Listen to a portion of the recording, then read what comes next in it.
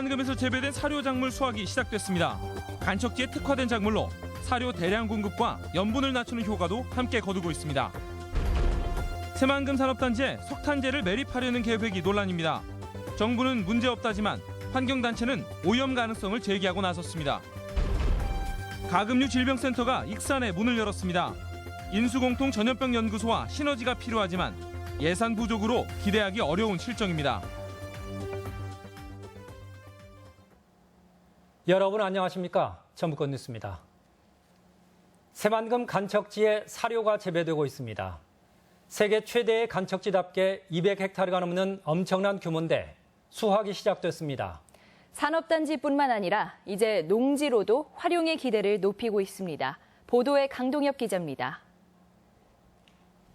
새만금 간척지 내부에 초록 물결이 끝없이 펼쳐집니다. 한우 풀사료로 인기가 높은 이탈리안 라이 그라스로 재배 면적은 200헥타르에 달합니다.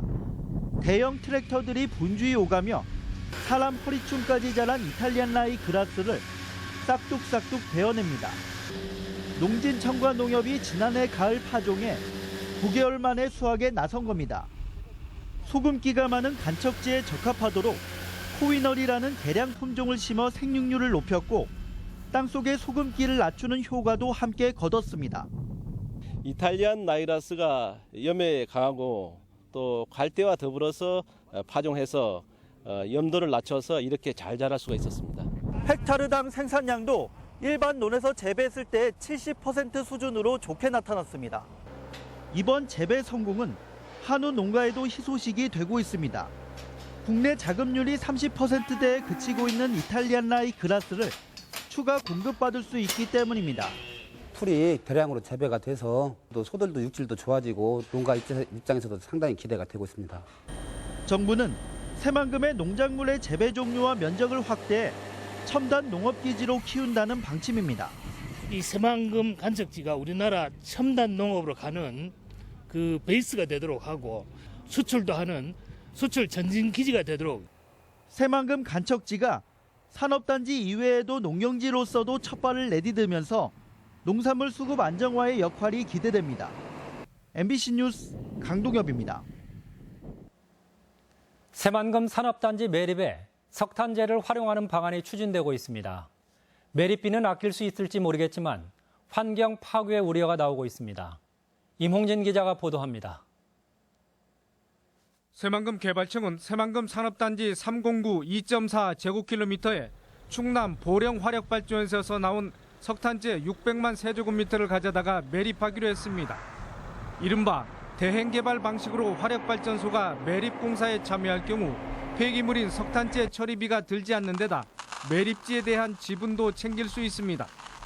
하지만 시민사회단체들이 강력하게 반발하고 나섰습니다. 국책사업으로 추진되는 새만금 산단에 지정 폐기물인 석탄재가 매립토로 사용되면 침출수와 어족자원 고갈이 분명하다고 주장합니다. 또 막대한 양의 석탄재를 육상이나 해상으로 운송할 경우 군산 지역은 분진 피해가 생길 것으로 예측했습니다. 핵 폐기물과 병원 폐기물을 제외한 모든 폐기물이 다 새만금의 매립토로 쓰여도 된다는 논리가 되거든요. 그래서 반대하는 겁니다. 새만금 개발청은 이에 대해 지난 2009년에 결정이 난 사안이고 새만금 개발 사업을 앞당기기 위해서는 어쩔 수 없다는 논리를 펴고 있습니다. 중부발전 산하의 보령화력발전소 측은 현재 매립해놓은 석탄재는 건축용이나 토목공사용으로 재활용이 가능하고 다른 간척지에서도 사용했다고 밝혔습니다. 혹시 있을 수 있는 그런 그 이해성에 대해서는 저희가 충분히 조사를 해가지고 이걸 사전에 다 공개해 드린 다음에 새만금 개발 속도가 가뜩이나 지지부진한 가운데 정부가 이번에는 석탄재 매립을 추진하고 나서 새만금 내부 개발에 또 다른 논란이 되지 않을까 우려됩니다. MBC 뉴스 임홍진입니다. 국토교통부는 공항개발 중장기 종합계획에 새만금 공항개발 추진과 연계해 기존의 김제공항 부지는 별도 활용 방안을 검토한다고 명시해 추가 개발 사업을 시사했습니다. 김제시는 그동안 103면 소재 김제공항 부지를 국가 종자산업 클러스터로 조성해 줄 것을 정부에 건의해왔으며 이번 공항부지 활용 검토가 전환점이 될 것으로 기대됩니다. 전문 대학가에도 취업난이 심해지면서 창업 열기가 확산되고 있습니다. 창업 과목이 잇따라 개설되고 있고 학생들 사이에서는 창업 동아리가 인기입니다. 정진호 기자가 보도합니다. 전주시내 한 전문대학교의 강의실에서 창업 교육이 진행되고 있습니다. 정규 교과목으로 편성된 강좌로 외부 전문가에게 창업 실무를 배우는 겁니다.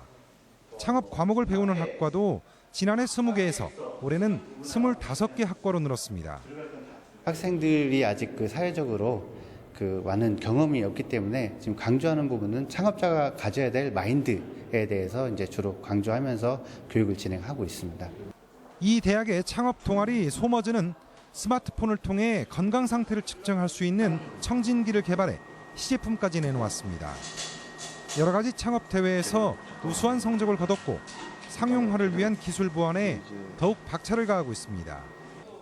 동아리 활동을 통해 창업에 대한 두려움을 극복하고 자신감을 얻은 것도 제품 개발 못지않은 수확입니다. 창업에 대한 두려움도 좀 사라지고 좀 자신감도 생기고 창업에 대한 세상을 보는 눈이 좀 넓어져가지고요. 많은 도움이 됐습니다. 그동안 실무 위주의 교육으로 취업에 매진해왔던 전문대로서는 사뭇 달라진 모습입니다. 이런 교육들은 어떻게 보면은 전문대학의 실무 중심의 교육을 하고 있는 전문대학에 더 적합하지 않나, 이런 창업이, 그런 생각이 좀 많이 듭니다. 갈수록 대학 졸업자들의 취업난이 가중되면서 전문대학가에도 창업을 준비하고 독려하는 문화가 확산되고 있습니다. MBC 뉴스 정진호입니다. 전북 지역교육연구소는 학생 100명 이상인 도내 중고등학교 244곳 가운데 진로교사가 배치된 곳은 38%인 88곳에 그쳐 전국에서 가장 낮다고 밝혔습니다. 특히 서울 95%, 경기는 99%, 다른 지역은 100% 이상의 배치율을 보이고 있어 대책이 시급하다는 지적입니다. 전라북도는 보전 가치가 낮은 도내 농업진흥지역 농지 4,200여 헥타르를 다음 달 해제하고 3,200 헥타르는 건축이나 시설 조성이 가능한 지역으로 변경하기로 했습니다. 농업진흥지역에서 해제되는 곳은 도내 전체 농업진흥지역의 3%로 완주군이 1,100 헥타르로 가장 많고 다음은 고창과 임실, 남원순입니다. 도내 인수공통 전염병 연구소에 이어 가금류 질병연구센터까지 문을 열었습니다. 하지만 예산과 인력 지원이 턱없이 부족해 효과를 기대하기는 힘든 상황입니다. 이창익 기자가 보도합니다. 전북대 익산 캠퍼스에 조류 인플루엔자 백신이나 진단 기술을 연구하는 가금류 질병연구센터가 문을 열었습니다. 전국에서 닭과 오리 사육 두수가 가장 많고 국내 1, 2위 육가공업체에 연구기관까지 풍부한 전북이 연구의 최적지로 평가받아 정부 공모에 선정된 것입니다. 또 관련 연구기관들이 굉장히 많고 그런 측면에서 당연한 결과라고 생각됩니다. 반면 1년 전 문을 열어 관련 연구를 이끌 핵심 기관으로 평가받은 인수공통 전염병 연구소는 제 역할을 하지 못하고 있습니다. 인플루엔자는 물론 결핵과 광우병, 메르스까지 동물에서 인간에 전파되는 질병에 대처할 약품을 개발하고 인력을 양성하는 게 연구소의 설립 목적입니다. 그러나 올해 각종 연구비로 요구한 예산 104억 원 가운데 반영된 예산은 겨우 15억 원에 불과합니다. 연구소는 연구 인력이 최대 200여 명까지 이용할 수 있도록 설계됐지만 현재 상주 인력은 20여 명에 불과합니다. 예산과 인력 부족으로 제대로 된 연구를 기대하기 힘들고 관련 연구소들과의 시너지 효과를 기대하기도 어렵습니다.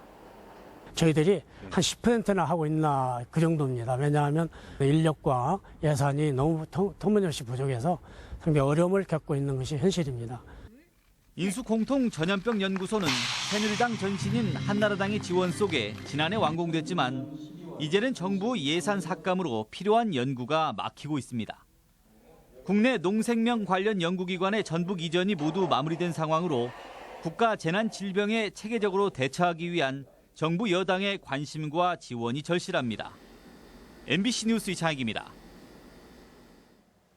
새만금 상류에 가축 분뇨를 배출해온 익산 왕궁 지역 폐축사 토지 매입에 올 들어 49개 농가에서 44,000제곱미터를 신청해 올해 목표치를 3배나 넘어섰고 내년까지 5만 제곱미터를 추가로 사들이면 전체 21만 제곱미터의 폐축사 매입이 완료됩니다.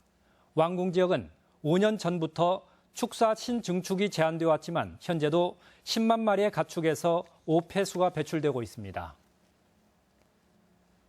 정업 씨에 따르면 최근 복분자 재고가 쌓이고 판로 확보에 어려움을 겪으면서 재배 면적이 지난해 600여 헥타르에서 올해 400여 헥타르로 30% 감소했고 오디 재배 역시 35%가 줄었습니다. 반면 건강식품으로 반응이 좋은 아로니아는 올해 재배 면적이 119헥타르로 지난해보다 2배 증가해 소비자들의 기호를 반영했습니다. 오늘의 간추린 소식입니다. 전주 고용노동지청과 전북도, 전주시가 공동으로 개최하는 취업박람회가 내일 오후 전주 실내체육관에서 열립니다. 박람회에는 세아베스틸과 하림 등 40개 기업이 참여해 293명을 고용할 예정입니다. 2016 미스 전북 선발대회가 오늘 저녁 전북교육문화회관에서 열렸습니다. 25명이 참가한 대회에서 진과 선에 입상하면 오는 7월 미스코리아 대회에 전북 대표로 참가하게 됩니다. 제18회 친절 봉사대상 시상식이 열렸습니다. 시상식에서는 재능 기부를 통해 이웃 돕기를 실천한 박광호 전주 완산소방서 소방위와 웃음치료 봉사를 해온 72살 조길순 씨 등 5명이 수상했습니다. 원광보건대학교가 개교 40주년을 맞았습니다. 원광보건대는 설립 당시 초심을 되돌아보고 앞으로 구조개혁과 해외 진출을 다짐했습니다. 전북권 뉴스였습니다.